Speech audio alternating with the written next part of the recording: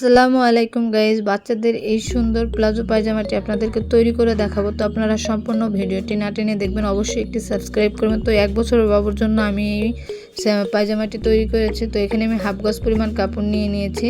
তো আমি কিন্তু হাফ গজ পরিমাণ কাপড় কিন্তু সোজাভাবে 4 পাটে ভাঁজ করে নিয়েছি।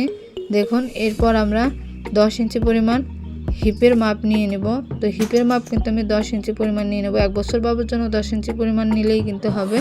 তো আমি রাবারের ঘরের জন্য 1.5 ইঞ্চি পরিমাণ নিয়ে নিয়েছি।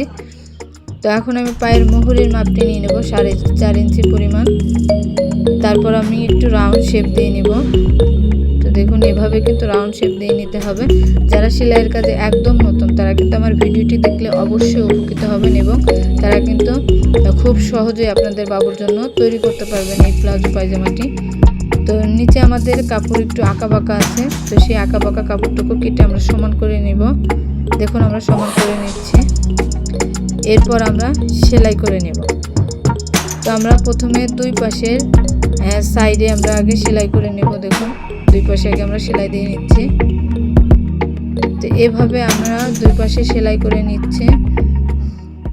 তো এখন আমাদের সেলাই করা শেষ। তো আমরা রাবারের ঘরটি আগে সেলাই করে নেব। তো রাবারের ঘরে আগে আমরা একটু কাপড় ভেঙে তারপর এভাবে দেখুন আমরা পুরো কাপড়টিকে সেলাই করে নেব। 1 ইঞ্চি পরিমাণ কাপড় নিয়ে নিলেই হবে। তো আমি এক রাবারের ঘরের জন্য। তো এখন আমি পায়ের মুহুরির মাপটি সেলাই করে নেব 1 ইঞ্চি পরিমাণ। দেখুন, তো এইভাবে আমি দুইটি পায়ের মুহুরিতে কিন্তু 1 ইঞ্চি পরিমাণ ভেঙে সেলাই করে নেব। তো এভাবে দুটি পায়ের মুহুরি আমরা সেলাই করে নেব। তো দেখুন, 1 ইঞ্চি পরিমাণ কিন্তু আমরা সেলাই করে নিয়েছি। তো এই পায়ের মুহুরিটিও আমরা এইভাবে ভেঙে 1 ইঞ্চি পরিমাণ কাপড় রেখে আমরা সেলাই করে নিয়ে তারপর আমরা সাইড থেকে সেলাই দিয়ে নেব। দেখুন, আমরা সাইড থেকে সেলাই দিয়ে নিয়েছি। এরপর আমরা রাবার ভরে নেব। তো এর জন্য আমরা একটা সেফটি পিন নিয়ে নিয়েছি।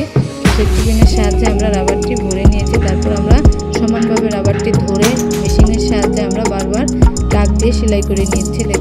দেখুন আমাদের পায়জামাটি পুরো কমপ্লিট। তো ভালো লাগলে অবশ্যই একটি লাইক করবেন এবং সাবস্ক্রাইব করবেন, কমেন্টে জানাবেন কেমন হয়েছে। তো পাশে থাকা বেল বাটনটি ক্লিক করে দেবেন যাতে আমার নতুন নতুন ভিডিওটি আপনারা আপডেট